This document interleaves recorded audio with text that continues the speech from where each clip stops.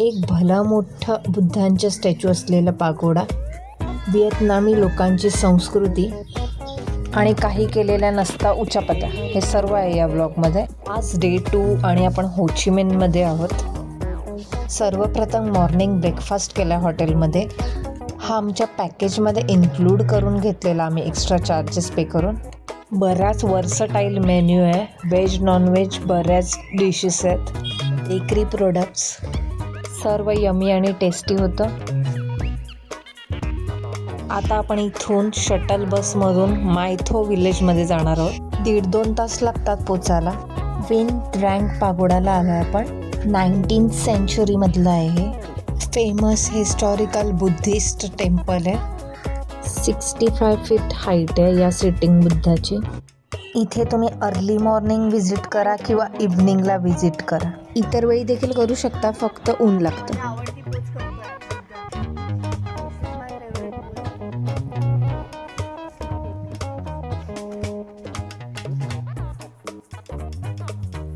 One 105 feet long Buddha आहे हा, रिक्लायनिंग बुद्ध. इथे लोटस पॉन्ड्स आहेत, बोन्साई आहेत.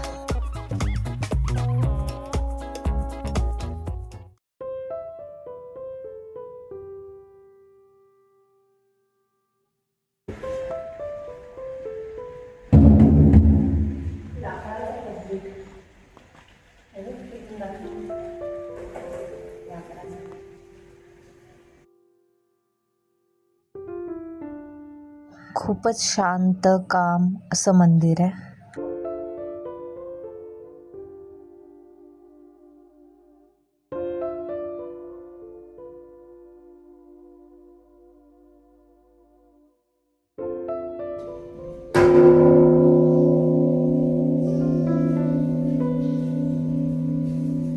यातून ओम साऊंड येतोय.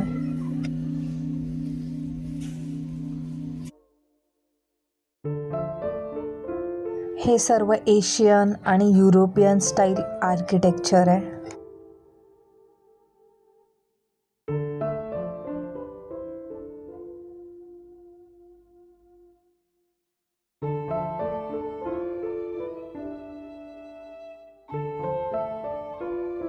तुम्हाला माझे व्हिडिओ आवडत असतील तर प्लीज चॅनलला सबस्क्राईब करा.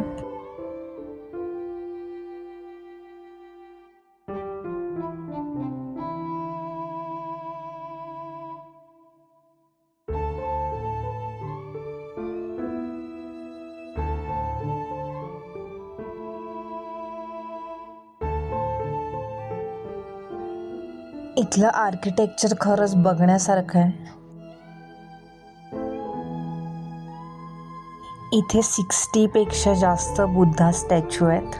ते वूड, ब्रॉन्झ, टेराकोटा व इतर मटेरियलपासून बनवलेत.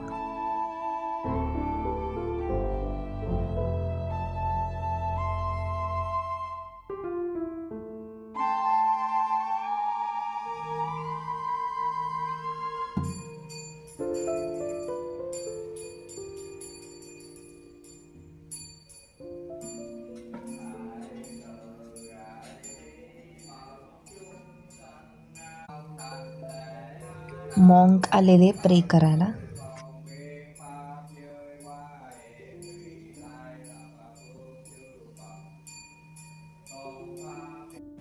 इथे बघा चायनीज डिझाईन्स पण दिसत आहेत.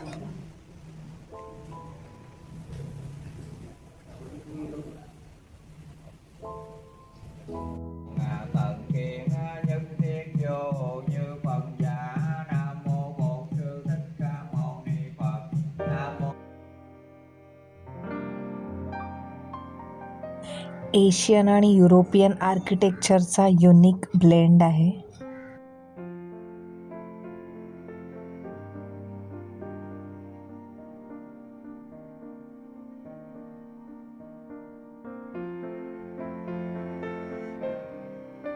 आता आपण चाललोय ड्रॅगन, युनिकॉर्न, फिनिक्स आणि टॉर्टॉइज आयलंडसाठी.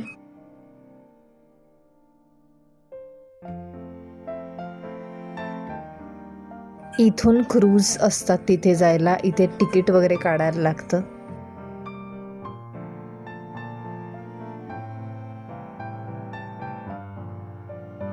मस्त अशी लाकडी बोट आणि शाळेत असल्यासारख्या खुर्च्या होत्या.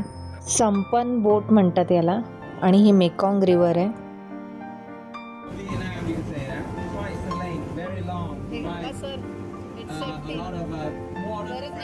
सर्व एकत्र पॅकेज घेतलं आहे आम्ही. लोकल टूर गाईड होता हा, त्यामुळे सगळं पॅकेजमध्ये इन्क्लुडेड आहे. फर्स्ट स्टॉप आहे युनिकॉर्न आयलंडचा. हे आयलंड बघून मला असं कुठे अब्रॉडला आलो आहे असं वाटतच नाही आहे. असं वाटतं इंडियामध्येच आहोत. रादर इंडियामध्ये असं महाराष्ट्रातच कोकणात अलिबाग वगैरे साईडला चालतोय असं वाटतंय. बोल, काय म्हणणं आहे तुझं? कसं वाटतंय इथे का आणलं? व्हिएतनामला येऊन कोकणात आल्यासारखं वाटतंय. कोकणाने आलंय. आमचं कोकण पण असंच आहे. याच्यापेक्षा छान राहतं. चालत फिरता येईल एवढं छोटंसंच आहे हे आयलंड. इथे तर फुलं पण आपल्यासारखीच आहेत.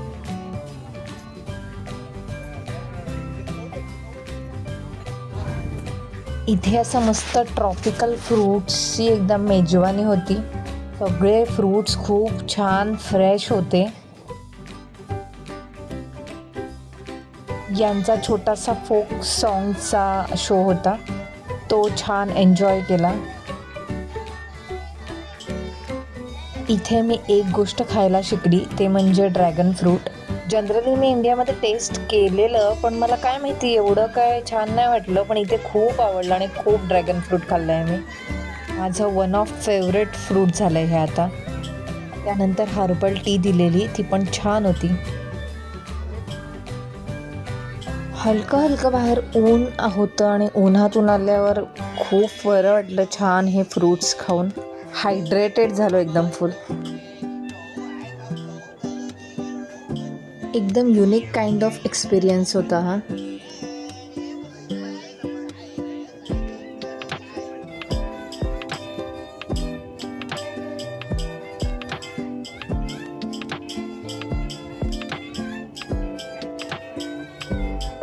हे बघा कसं सेव्ह केलंय पक्ष्यांपासून, किड्यांपासून. हा स्नेक वाईन म्हणून प्रकार होता. काय एक्झॅक्टली माहीत नाही मला, पण प्रत्येक बॉटलमध्ये असे स्नेक्स होते. हे औषधी असतं असं त्यांचं म्हणणं होतं. ते सॅम्पल ट्राय करायला पण देत होते, पण नाही ट्राय केला आम्ही.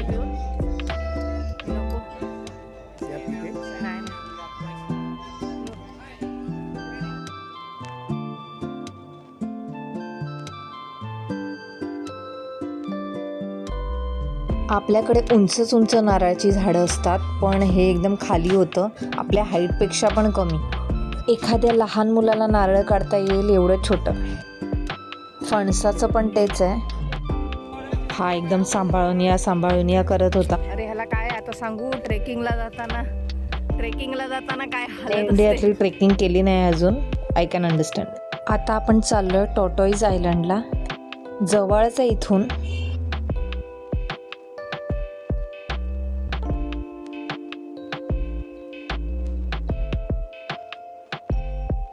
काही खायचे लोकल पदार्थ आहेत हे विकायला. ह्याच्यात कोकोनट आणि राईस आहे.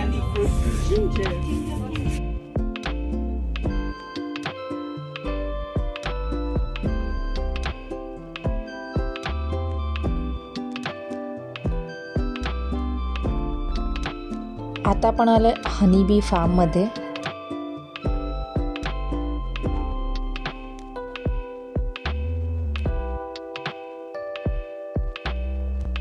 बापरे, खूप भयानक. चुकून जरी पाटी पडली वगैरे तर काय खरं नाही.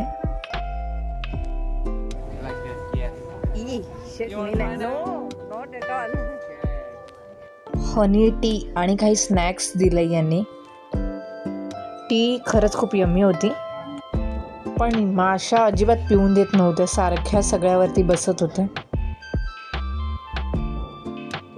ही चिक्की आणि बनाना चिप्स होते स्वीटवाले. टेस्टिंगला दिलेलं, म्हणजे आपल्याला काही विकत वगैरे घ्यायचं असेल तर.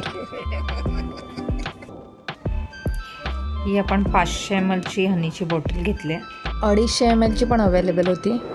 हनी वॅक्सपासून बनवलेले ब्युटी प्रोडक्ट्स पण होते. हे असं नाही ते भयानक ॲडव्हेंचर करायची रोहितची सवयच आहे आधीपासून, नवीन काय नाही त्याच्यात. एक टच करते. He is alright. I can see it. He is alright. Yay! Beautiful snake. Just yes. थांब इकडे. Squeezing you. इकडे बघ. नेक्स्ट आयलंड आपण पुढच्या व्हिडिओमध्ये बघू. तोपर्यंत like share subscribe please follow me on Instagram. Enjoy your life.